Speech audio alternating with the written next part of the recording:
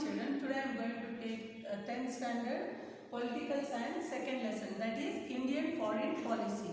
First and foremost, what do you mean by foreign policy? Okay, the policy which is where Indians have started. It was started by Jawaharlal Nehru. So first and foremost I want to say that it is said that different countries interact with other countries and the type of relation they strive to maintain is needed. Means every country is interacting with another country. Interacting means having the relationship with the other country. Okay, so just like an individual who cannot live alone. Can you live alone, children? We cannot live alone. We have to live with the family. We have to live in the society. Same like an individual, how it cannot live alone. So even the countries also cannot live in isolation. Isolation means all alone or single without the help of the other countries. So every country needs to have a foreign policy to regulate its interaction with other countries. So to have the interaction with other countries, every country needs a foreign policy. So in the world there are totally 200 countries in the world. In that, very few countries are strong and most of them are weak. So there are totally 200 countries in the world.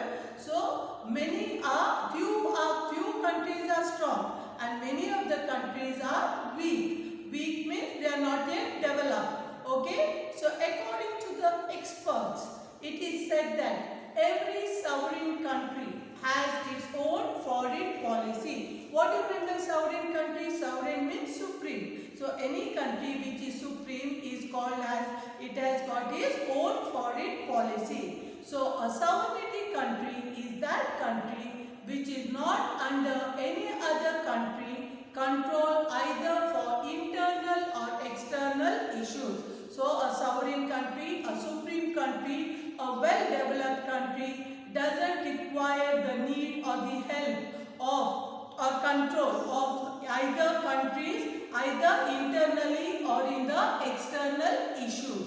So it is an important point to know that India has also its own foreign policy. So you all should know that India also has got its own foreign policy before and after independence.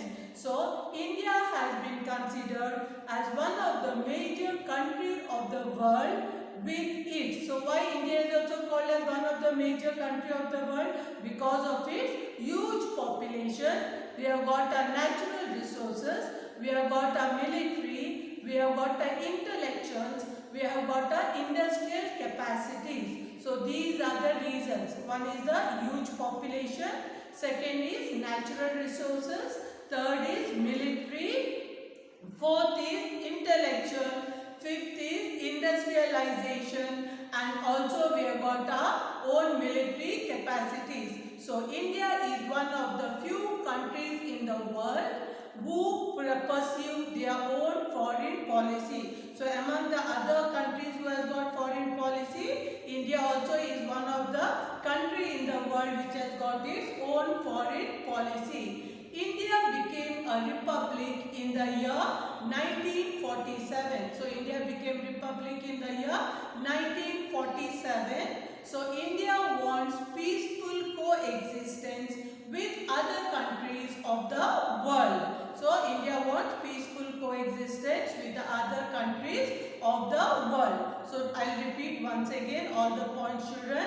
It is said that different countries interact with the other countries to strive or to maintain the relationship. So just like an individual, how you cannot stay alone, so even the sovereign country also cannot. Any countries cannot stay alone. So I told you, out of 200 countries in the world, very few are strong and the more countries are weak. So according to the experts, it is said that every sovereign country has its own foreign policy. A sovereign country is that country which is not under any other country either for internal and external issues. So it is an important point to note that India also has got its own foreign policy and it is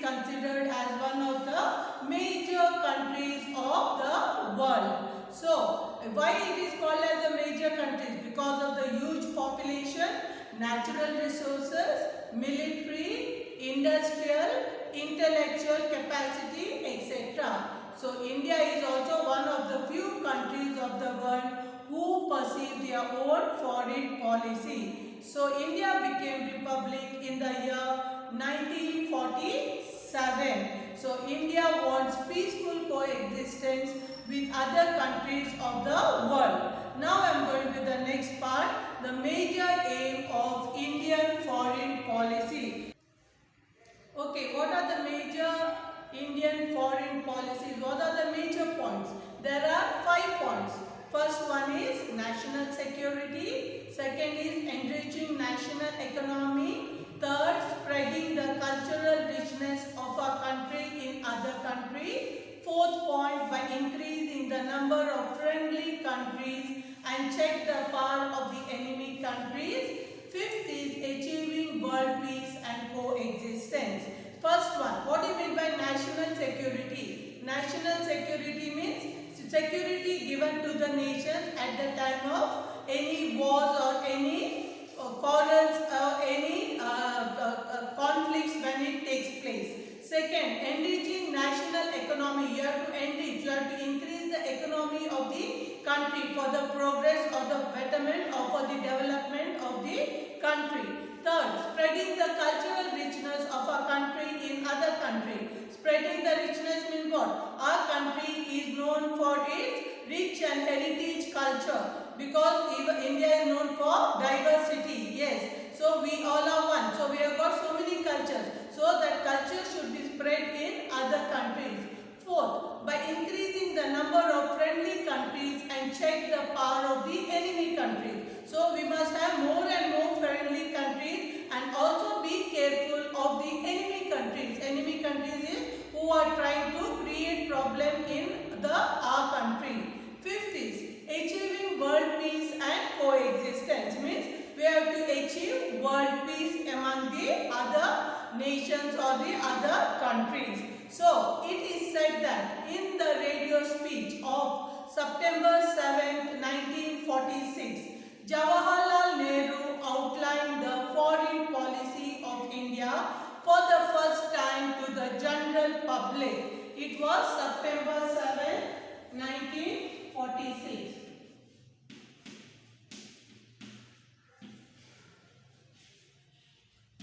September 7, 1946, Jawaharlal Nehru is the first one who outlined the foreign policy in India for general and for the general public, for overall public. And in the speech gave an indication of the foreign relationship India is going to foster with the countries. So India is going to foster the good relationship with which are those 3 countries? One is America, second is Russia, third is China. So the speech gave an indication of the foreign relation India is going to foster. Foster means will have with the countries like America, Russia and China. So Jawaharlal Nehru managed the foreign policy of India as an external affairs minister, apart from being the Prime Minister. So you know the first Prime Minister of India is Jawaharlal Nehru. So along with Jawaharlal Nehru being the Prime Minister, he was also an external affairs minister. So he was playing 2 roles as well. So hence many times the foreign policy of India is also called as foreign policy of Nehru, because Nehru outlined the policy, so it is called as foreign policy of Nehru. So various international and national issues have influenced the foreign policy of India. Okay, so there are various issues. I'll repeat again the 5 points once, children. One are the national security, enriching national economy, spreading the cultural richness in our country in the other countries, by increasing the number of friendly countries and check the power of the enemy countries, and the 5th is achieving world peace and coexistence. So these are the 5 points. The next is in the radio speech on September 7, 1946. Jawaharlal Nehru outlined the foreign policy of India for the first time for the general public. The speech gave an indication of the foreign relationship India is going to foster with the countries like America, Russia and China. So Jawaharlal Nehru managed the foreign policy of India as an external affairs minister, as well as he was the prime minister and also the external affairs minister. Hence many a times the foreign policy of India is also called as the foreign policy of Nehru. So various international and national issues have influenced the foreign policy of India. What are the issues? Like what different issues are?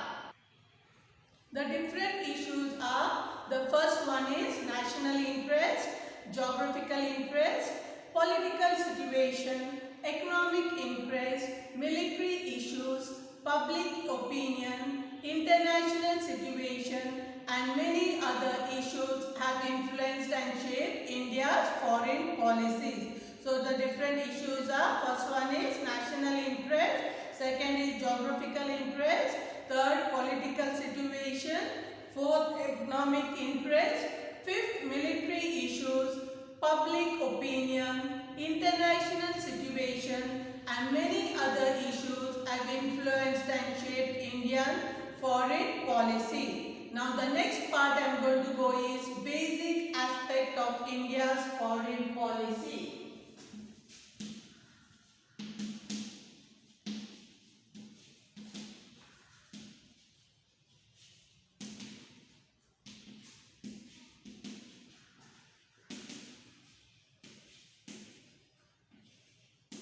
So the first one is Panchashila principles. The first one.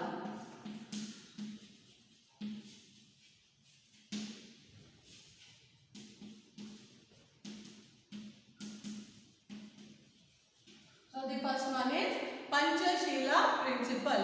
What do you mean by that? So countries have got their own social, economic, political and cultural systems.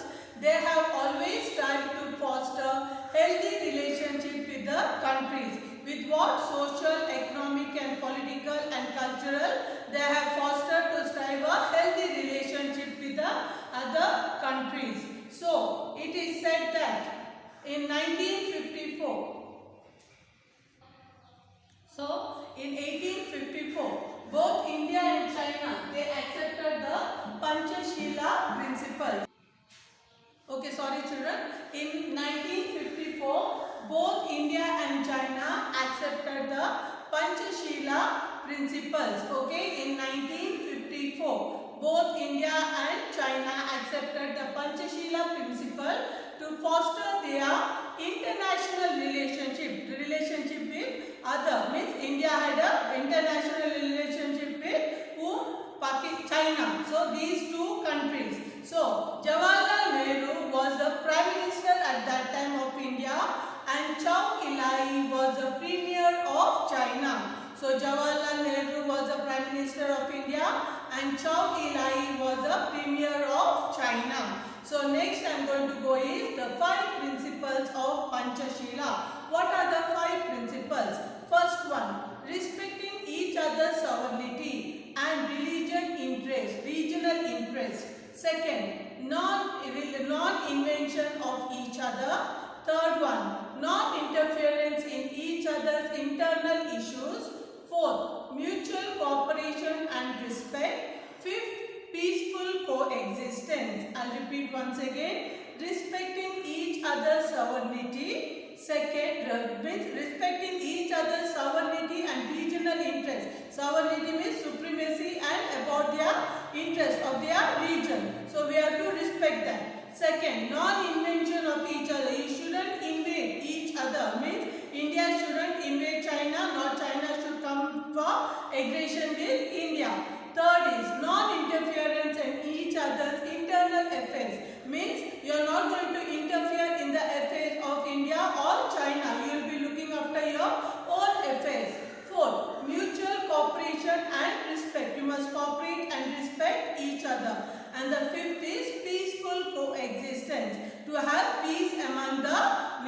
that is India and China. So these are the 5 principles of Panchashila. The next point I am going to go is, the second one is non-aligned movement. Okay, next I am going to go is non-aligned movement. So it is said that after the Second World War, the countries were divided into 2 blocks. One is the democratic bloc and the second one was the communist bloc. So after the Second World War, the world was divided into 2 blocks. One is the democratic bloc and the second one is the communist bloc. The democratic blocs were the countries which are coming under USA, and the communist blocs are the countries which are coming under USSR. So got it, children? So after the Second World War, the world was divided into 2 blocks.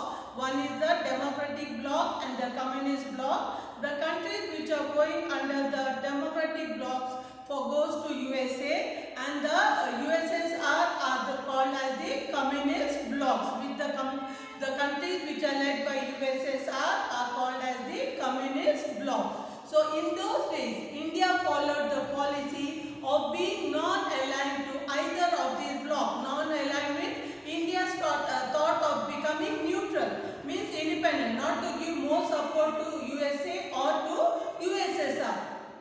So India was successful in commanding the faith in both the blocks, because India stood neutral. It did not give more support to USA nor USSR. It stood neutral. So it gained faith in both the blocks. So it secured financial assistance. It secured financial assistance from USA and also secured military aid from USSR. So whenever India was in need of finance, the USA helped India, and whenever there was wars, the military aid was given by USSR to India. So India got the faith of both the countries to its side. So it also dealt every international event independently and welcomed. So after the Nehru, there were many other prime ministers who came to continue this foreign policy. They are Lal Bahadur Shastri, Indira Gandhi. They also followed the same Indian foreign policy by the principle of eye for an eye to foreign policy. So this was held in 1965. So there was a war in 1965 and 1971 with Pakistan, and that time this war also guided the policy, that is the Indian foreign policy, when the war took place in the year 1965 and 1971.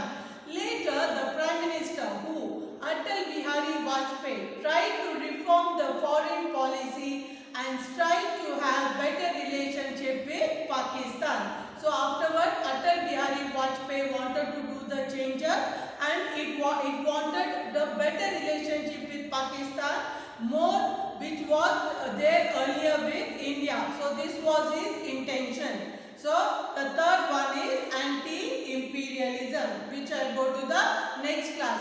And one more thing is, children, I have already done this lesson in the online class. Those who have watched my online classes, I have completed this lesson. But also I am going to do once again in the YouTube for you all, so that you can understand better and learn better. So for your homework is, write the 5 steps of the Panchashila, the principles of the Indian foreign policy, and what do you mean by Panchashila, and second is non-aligned movement. So these 2 definitions you are going to write, children. So thank you, children, for watching.